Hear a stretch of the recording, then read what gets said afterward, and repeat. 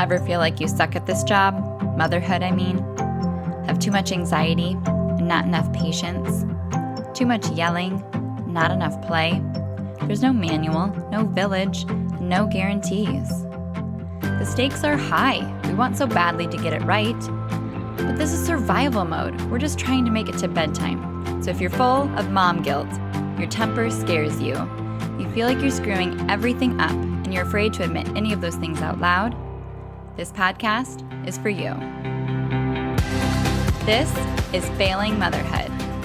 I'm Danielle Bettman, and each week we'll chat with a mom ready to be real, sharing her insecurities, her fears, her failures, and her wins. We do not have it all figured out. That's not the goal.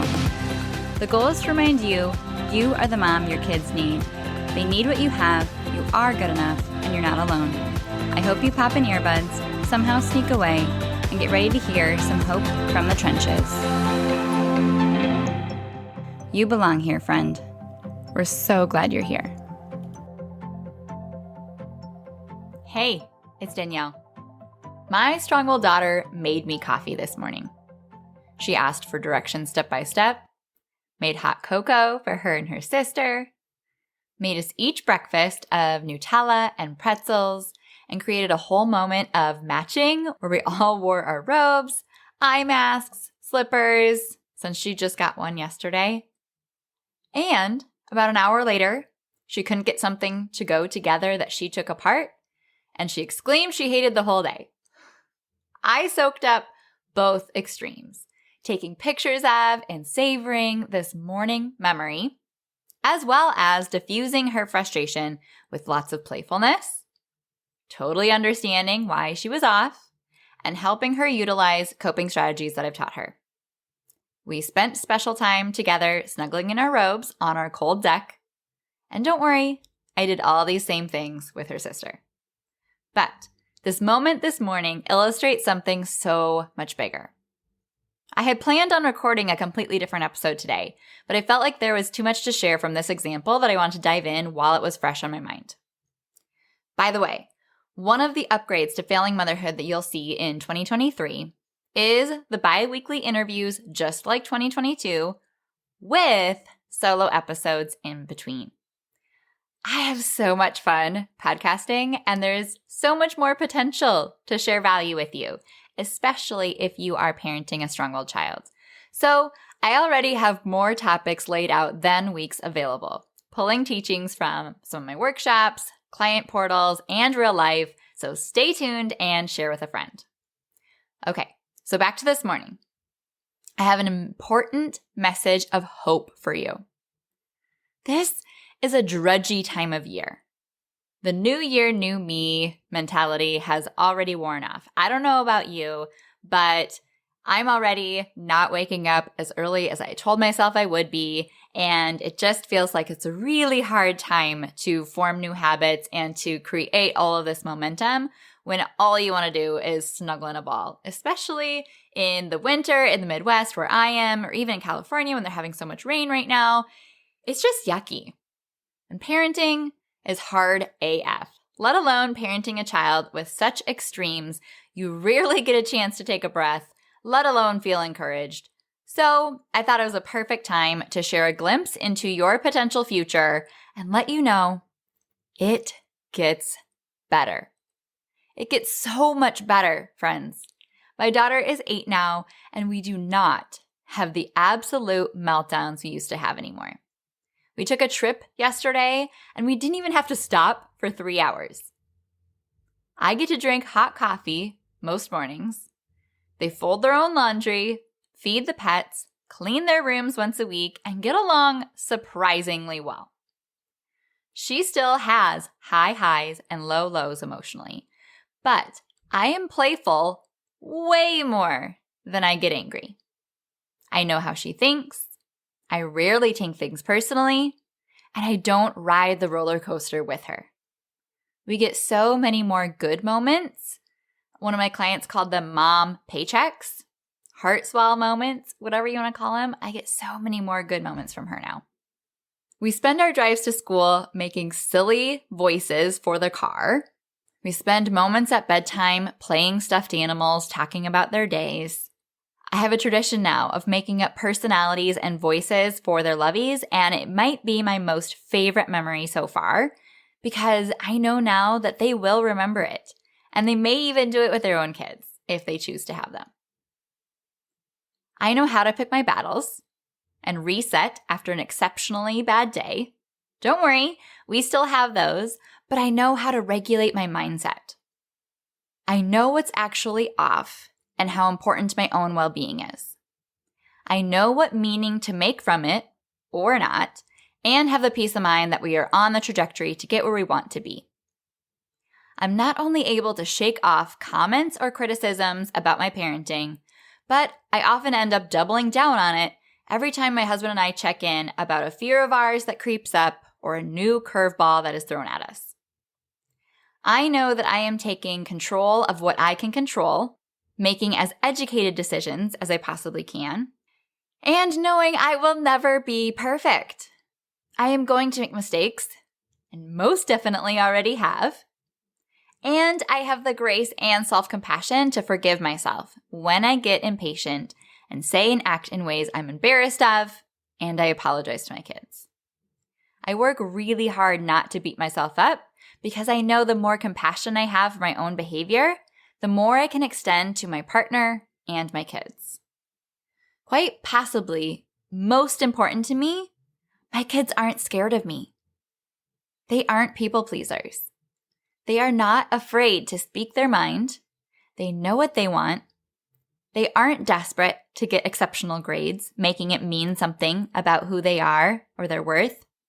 And while we're mentioning it, our marriage is in an entirely different universe than it was years ago when we were in absolute survival mode. In fact, there was a time period I was convinced that we would never recover. It's still different than I was expecting, but we absolutely are a team, which means the absolute most to me. And my self-concept has continually evolved and stretched way beyond anything I thought possible.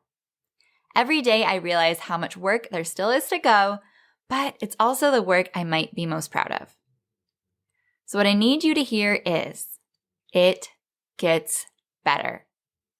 Although it is not simply with time. As we talked about in the mini-series, behavior doesn't go away if the root of it isn't addressed, the messages behind that behavior aren't heard, and the relationships are strained past a point of no return.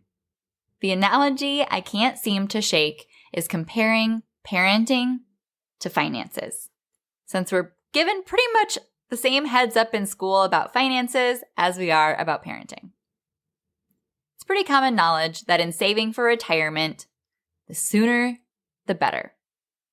Once you miss a certain window, you'll never be able to get the same return on investment because of the compound interest that builds up when given years and years to accumulate. If you're in a really tight spot financially, because generationally, you were not set up with generational wealth, in fact, possibly you were born into generational poverty, does your financial situation simply get better with time? Most definitely not. Especially with a lack of self-awareness, strategy, and support, it will likely only deteriorate, especially when fighting an uphill battle against inflation, policy changes, things like student loan debt and interest, the housing crisis, and so many more external factors. Now imagine, as a parent, working to break generational cycles with a strong-willed child. You are working to create generational wealth against this uphill battle. Your finances absolutely will not get better, let alone create wealth for the next generation in your family without a season of absolute discipline.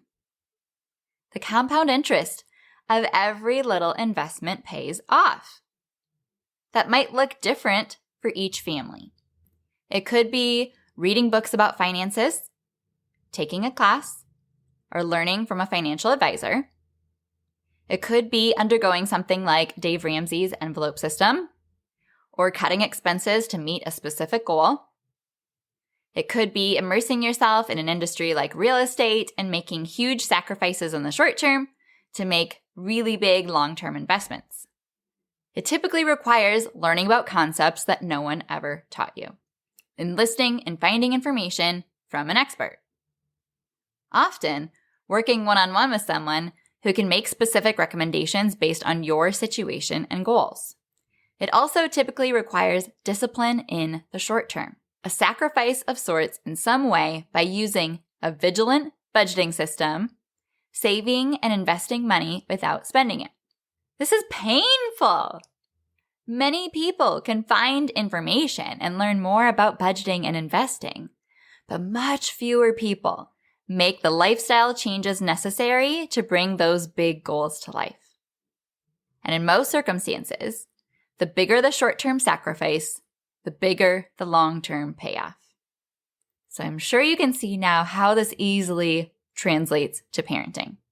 To reach the things I mentioned earlier, the things that are true in my life today, for parenting a strong-willed child to get better, it requires discipline and pain in the short term. The work you put in now directly correlates with the outcomes you reap in the rewards 10 to 20 years down the road, in your child's well-being and self-concept, in your mental health, sanity, and quality of life, in your marriage or partnership, in the culture of your home and the joy you find day to day, in your kids eventually wanting to come home for Christmas. Big goals require taking action. That's the difference maker. Many parents listening to this podcast are content to let things play out, throwing spaghetti at a wall and hoping for the best, reacting to each problem as it arises, putting out fires as they come, never truly imagining what they really want things to be like. They may realize the need to find more information, but it'll end at that. Information. There's a mismatch between their desires and their willingness to go get it. They're fine with years of trial and error repeating themselves over and over and over with nothing really changing, but telling themselves tomorrow will be different. Consider it a high pain tolerance. I work with the families who take the time to realize exactly what they want and go after it. They might vividly remember the ways that they felt as a child, adamant to acquire the skills they need to give their kids a different experience. They may already be self-improvement junkies, realizing the power they have to create the life they truly desire, and know parenting is the next frontier. They know with more insight, perspective, tools, and support, they are fully capable of overriding their instincts and giving their child the best parent they can be. Ultimately, they value their time, not only their time spent researching and disciplining, but their time with their kids over their money. Because unfortunately, our brains are not wired to bring our dreams to life. They're wired to protect us and keep us safe. In order to create our dream life, we need help. It's incredibly uncomfortable to ask for help and invest in ourselves. And I can absolutely say that that has been the difference maker in our family. Getting support through support groups and therapy. Making really scary investments in myself and my business before I felt ready. I can say that my business is thriving right now only because I was willing to do what it took to build and invest in it, to create a foundation. Are you one of the parents refusing to settle for the status quo? Or even worse, deteriorating relationships, sanity, and home life? There may only be one or two of you listening right now. Is it you? Have you had one of those moments recently where you thought to yourself, this is the last straw? For a few of my most recent clients, it was something like seeing a younger sibling walk in the footsteps of their strong-willed child, and they were like, hell no, I cannot let them teach them these behaviors. Or maybe it was hearing an older sibling of the strong-willed child share that they were getting physically sick from all the fits of rage the sibling engaged in, not only feeling isolated, left out, and without support for their own problems and emotions, but unsafe in their own home. Maybe it was experiencing a moment with their strong-willed child at a family function or in public where they felt judged, mortified, and completely helpless about what to do next or how to handle it. For one family, it was their child harming a grandparent. For another family, it was watching my free training, feeling like it was speaking directly to them, like I was in their house and had watched them all day saying things that they said to each other a few hours earlier. Now, each of those things led them to overcome their fear of reaching out and asking for help. But a lot of families still stop there, and they succumb to the fear of investing.